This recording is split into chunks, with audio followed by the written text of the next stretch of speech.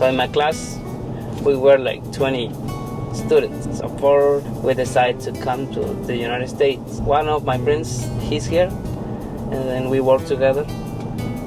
We know each other since 12 years old. The other two guys that decided to come to the United States, one of them, when he was crossing Mexico, he had an accident.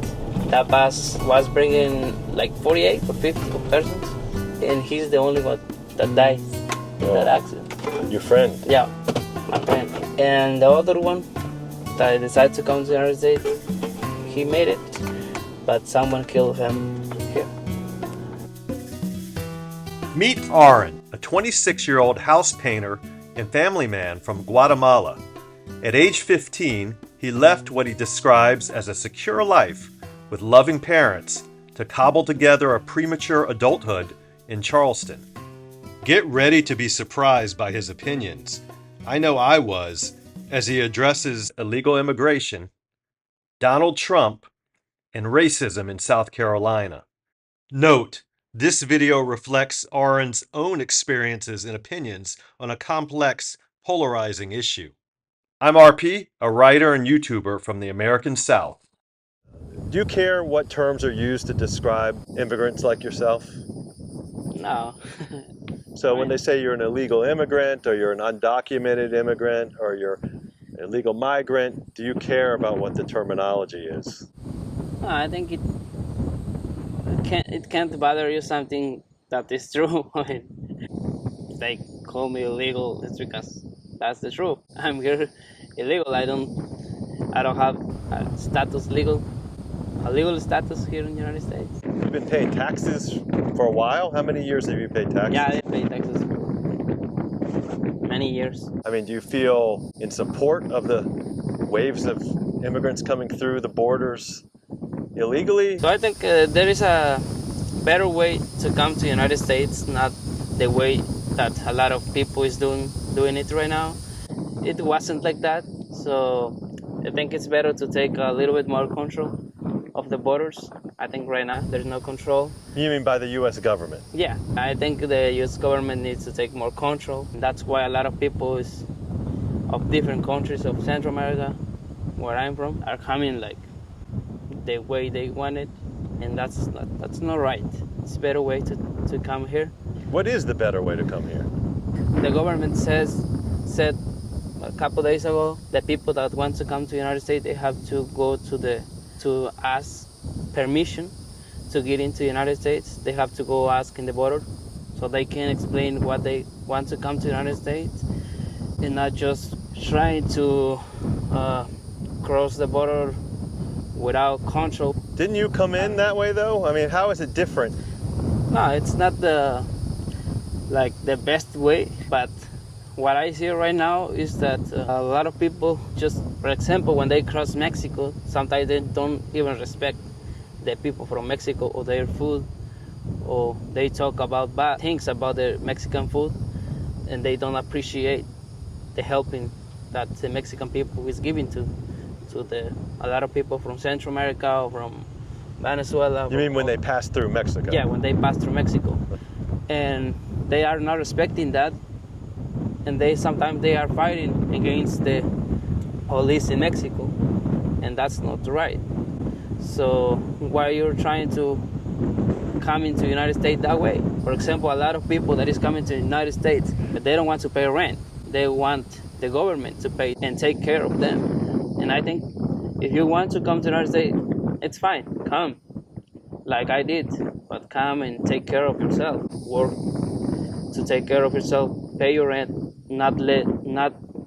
don't expect that the government will or has to pay you because you're here. Yeah, I don't respect that, and that's why I think that the government is not taking control on that, because he's paying them a lot of their things like food. For example, if someone's born here, normally the government gives some money for the kids, and the government help the kids, and that's fine.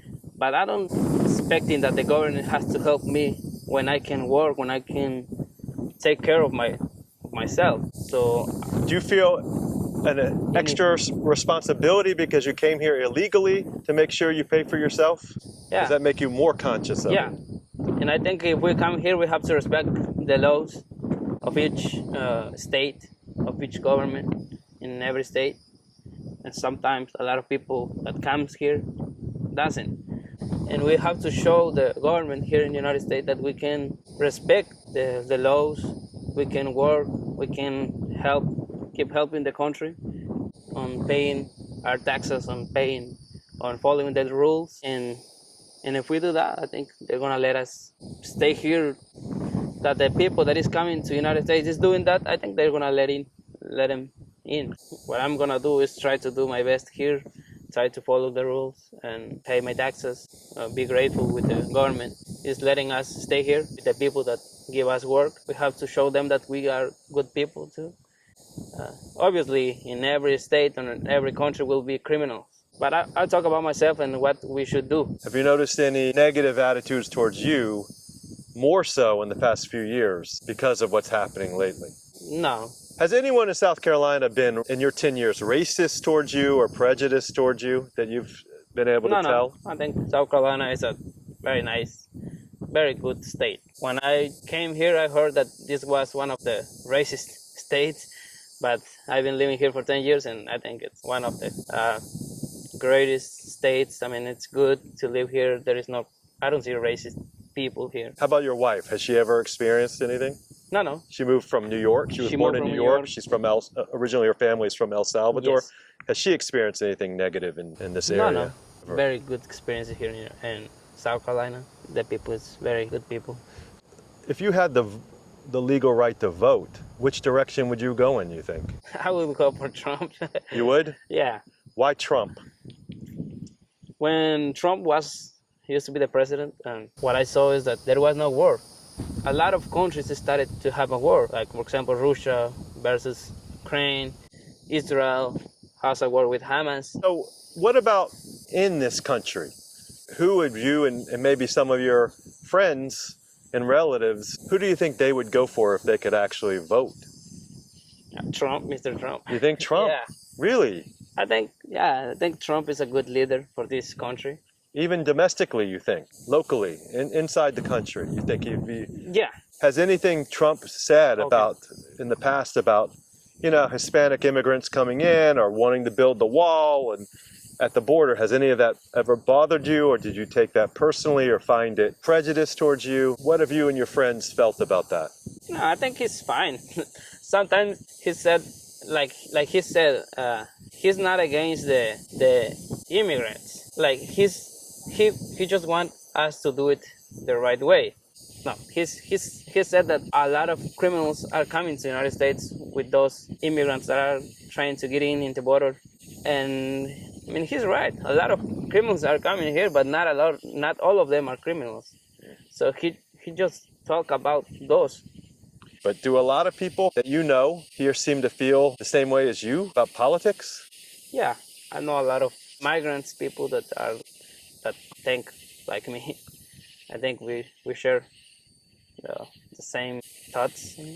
Preceding our talk near the marsh, Arin spoke to me for hours in great detail about his grueling illicit journey to the U.S., not seeing his parents for 10 years and counting, getting married at 19, and his unique spiritual awakening.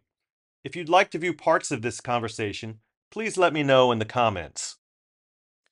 Thanks for watching. If you enjoyed this interview, please give it a thumbs up and subscribe. And remember, in a world where you can be anything, be open.